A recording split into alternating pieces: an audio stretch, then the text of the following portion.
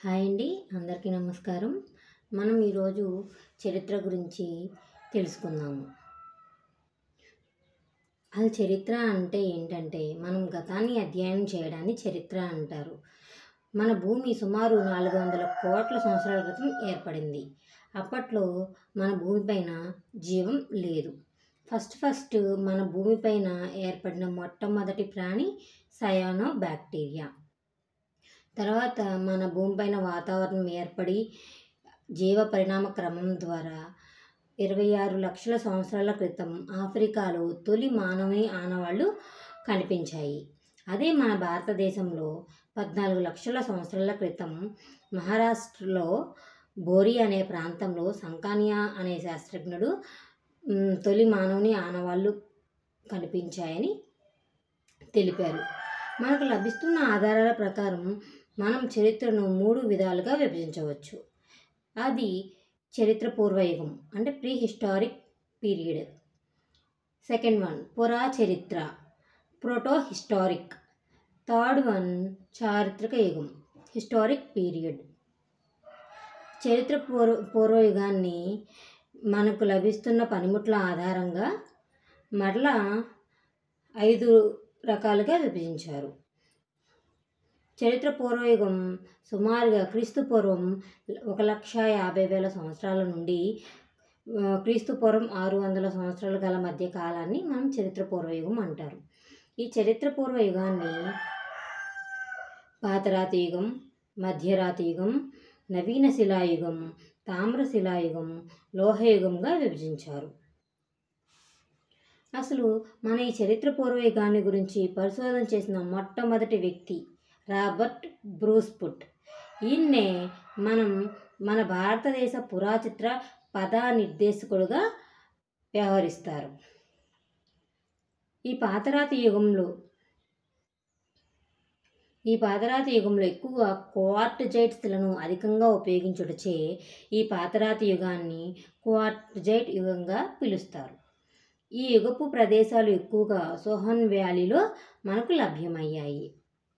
ఈ పాతరాతి యుగము 1,5 లక్షల నుండి 9,000 సంవత్సరాల వరకు అనమాట. ఈ పాతరాతి యుగాన్ని మరలా 3 రకాలుగా విభజించారు. అవి ఏంటంటే తొలి పాతరాతి యుగం, మధ్య పాతరాతి యుగం, చివరి పాతరాతి యుగం. మనం మొదటగా తొలి పాతరాతి యుగం గురించి తెలుసుకుందాము. మామూలుగా మన భారతదేశంలో లభించిన పరికరాలను 2 రకాలుగా విభజించారు. అవి ఏంటి? సుహానియన్ పరికరాలు, అగాలియన్ పరికరాలు. సుహానియన్ పరికరాలు అంటే అప్పట్లో నదులలో నీటి ప్రవాహాల్లో కొట్టుకు వచ్చిన గుండ్రంగా తయారైన రాతితో చేసిన పరికరాలు.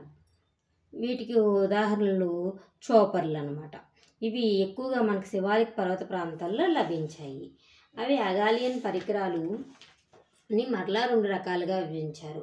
అవి తొలి అగాలియన్ పరికరాలు, తర్వాత మలి అగాలియన్ పరికరాలను. అగాలియన్ పరికరాలు అంటే జల ప్రవాహాల్లో కాకుండా ఇతరత్ర దొరికే రాతిని ఉపయోగించి చేసిన పరికరాలు. ఉదాహరణ చేతిగొడ్డళ్ళు, గండ్రగొడ్డళ్ళు. తొలి అగాలియన్ పరికరాలు అంటే వంకర టింకరగా మొతకగా ఉండేవి. అదే మలి అగాలియన్ పరికరాలు చాలా తేలికగా పలుచుగా ఉండేవి. ఈ కాలంలో పనిముట్లను పెబల్ టూల్స్ అంటారు. ఇప్పుడు మధ్యరాతి యుగం గురించి తెలుసుకుందాము. ఈ మధ్యరాతి యుగము క్రీస్తు పూర్వం 50,000 సంవత్సరాల నుండి క్రీస్తు పూర్వం 10,000 సంవత్సరాల వరకు గల కాలం. ఈ కాలపు పనిముట్లను ఫ్లేక్ టూల్స్ అంటారు. ఉదాహరణ చేతిగొడ్డళ్ళు, గండ్రగొడ్డళ్ళు, ఛేదకాలు, ఛిద్రకాలు, భరములు, గీకుడు రాళ్ళు మొదలైన పరికరాలను ఈ యుగంలో ఉపయోగించారు. ఈ మధ్యరాతి యుగంలో స్థావరాలు నదులకు దూరంగా ఉన్నాయి. చివరి పాతరాతి యుగము. ఈ చివరి పాతరాతి యుగము క్రీస్తు పూర్వం 10 సంవత్సరాల నుండి 9,000 సంవత్సరాల మధ్య గల కాలం. ఈ యుగంలో మానవులు సూక్ష్మ శిలా పరికరాలను ఉపయోగించారు. ఈ యుగపు మానవ జాతిని హోమోసెపియన్స్ అని కూడా అంటారు. ఈ యుగంలో వాడిన ముఖ్య పనిముట్టు బ్లేడు. జంతువులను చేపలను వేటాడి జీవనం సాగించారు. కొండలను తయారు చేశారు. వేట, ఆహార సేకరణ అనే ఆర్థిక వ్యవస్థను పాతరాతి యుగం కలిగి ఉంది. ఇప్పుడు మధ్యరాతి యుగం గురించి తెలుసుకుందాము. ఇది క్రీస్తుపూర్వం 9000 సంవత్సరాల నుండి క్రీస్తుపూర్వం 4000 సంవత్సరాల వరకు.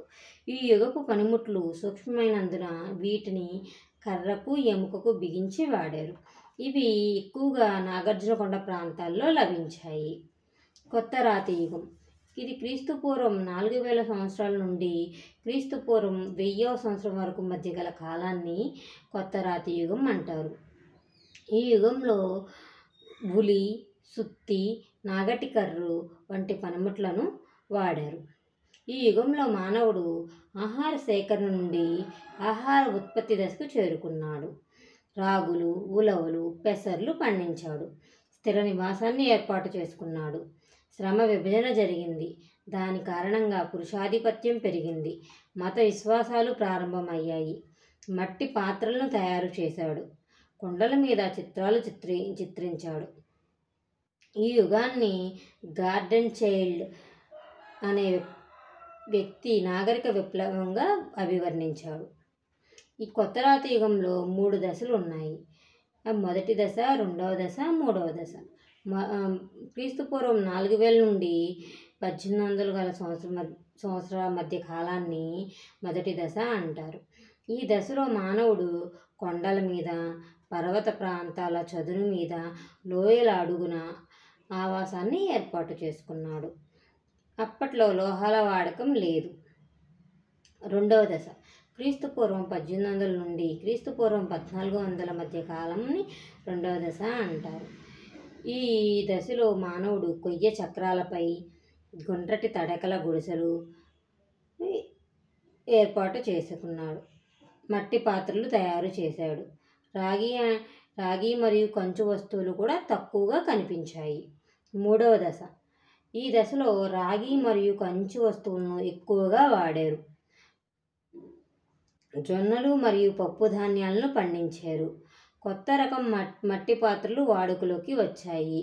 ఉదాహరణ ఉట్నూరు మట్టి పాత్రలు. తామ్రశిలాయుగం. ఈ యుగంలో అనేక సంస్కృతులు వృద్ధి చెందాయి. ఉదాహరణ అహర్ సంస్కృతి రాజస్థాన్, మాల్వా మధ్యప్రదేశ్, జార్వే మహారాష్ట్ర. లోహయుగం. మానవుడు మొదట ఉపయోగించిన లోహం రాగి. ఈ లోహయుగం నుంచే మానవుడు ఇనుము వాడకాన్ని మొదలుపెట్టాడు. ఈ యుగంలో ఇనుము వాడటం వల్ల స్థిర వ్యవసాయం మొదలైంది. ఈ యుగంలో వరిని కూడా పండించారు. వడ్రంగం లాంటి వృత్తులు ఏర్పడ్డాయి. పూర్తి స్థిర నివాసాన్ని ఏర్పరచుకున్నారు. మీకు అర్థమైందా ఫ్రెండ్స్? ఈ వీడియో మీకు ఉపయోగపడితే like and share and subscribe.